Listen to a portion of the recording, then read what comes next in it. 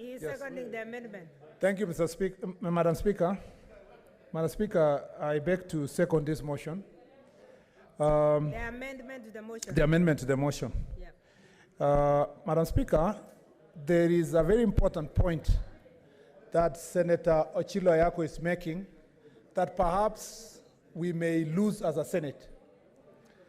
The reason why the Constitution 2010 was amended and to take out powers from anybody else, even the Speaker or the executive, in determining the calendar of the House, including the procedures of this House, was because there is a history, Madam Speaker, where the executive used to manipulate Parliament in the old days. This amendment is very important. It may look so superfluous. It may even look like it's so obvious because nobody had opposed meeting online. But it's important that it is known and it is in public domain that the calendar of this House, including whether members will meet virtually or not, is determined by the members themselves. So that, Madam Speaker, this is not left to the determination of the chair of a committee or the Speaker of the House or any other powers. So it may look like, and I really appreciate the thinking of Senator Ochilo Ayako, who is a senior lawyer, Madam Speaker, and one of my brightest students, Madam Speaker. I had initially, when I looked at this amendment, I thought, this man is just adding unnecessary amendments to this motion to derail the debate in this House. But the uptake of this amendment is to make it abundantly clear that it's only members of this House, through resolutions of this House, that can determine how committees meet, the period of time it takes for committees to meet, the manner in which the committees will meet, and whether or not we can adjourn the proceedings of this House at any given time. And I therefore want to persuade my colleagues that we adopt this amendment as an addition to the main motion. I know we are going to make contributions to the main motion, and I may not get the similar time that I got in seconding this motion to say this. That, Madam Speaker, again, I was of the opinion originally that we should not adjourn, even for a day. That our calendar, we must meet every week. But I understand, I was persuaded when I realized that the calendar already indicates that we are going for recess on 16th of April, meaning that we are only forfeiting 2 sittings of next week and the week after. Thereafter, we go for the recess that was already planned and come back on 11th of May and now follow our calendar as it is. It's because of that reason that I was persuaded that we can take the 2 weeks as a break. The committees continue meeting as suggested by Senator Ochilo Ayako, virtually, as many times as dictated by the standing orders, so that we can continue the business of this House. Madam Speaker, Madam Speaker. Honorable Senators, please console in low tones. Madam Speaker, protect me from Senator. Is going on.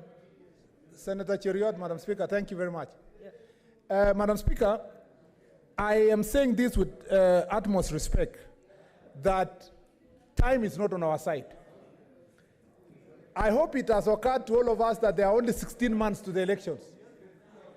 And Madam Speaker, perhaps only 10 months. We have we have about 7 months before we go for the annual recess and come back in February 2021, which means we lose about 2 months out of the 16 months remaining. And when we come back in February, we go back for our party nominations, which ends around April. And thereafter, some members here will have lost their party tickets. Some members will have gone to become campaigners, governors. It may be only that we have less than 6 or 7 months productive in this House. One of the reasons why we should not have long recess period is because we have no time anyway. So we take only the 2 weeks out of the old calendar, come back on 11, and I suggest, Madam Speaker, when we come back on 11, we must increase the frequency of our meetings between May, June, July, August, September, October. Thereafter, I don't think there will be any very, very profitable time we are going to contribute from there from November going ahead. The last thing I want to say is that even part of the reasons why members are saying committees must meet is, one, to deal with the question of oversight. Madam Speaker, you know last time we went for recess, some darkness that came where oversight was not going on in this House. You know that we had a KEMSA scandal.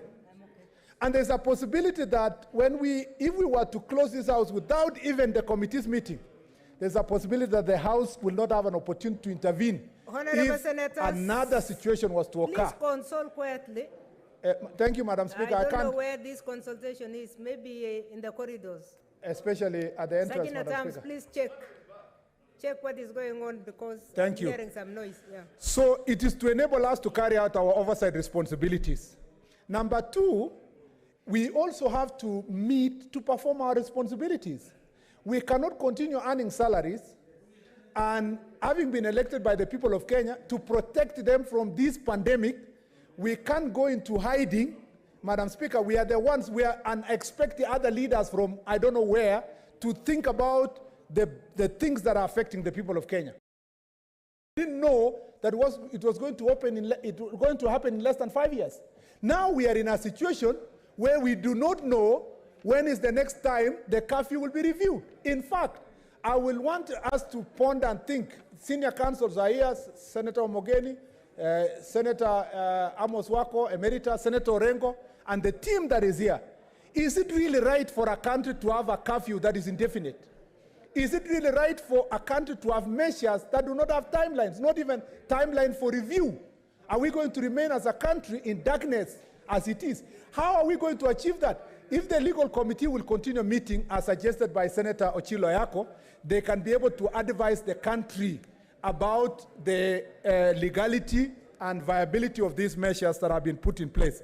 Madam Speaker, for the benefit of the people of Kenya, for us to think about hustlers that are suffering at the moment, people who have no jobs, people who have no social protection, for us to recommend to this government to go back to the social safety nets that they had provided before, including tax measures that are going to protect the people of Kenya.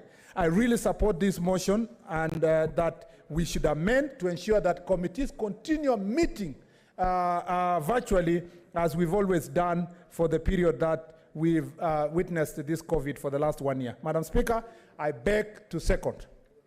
Thank you, Senator. Honorable Senators, I would now like to propose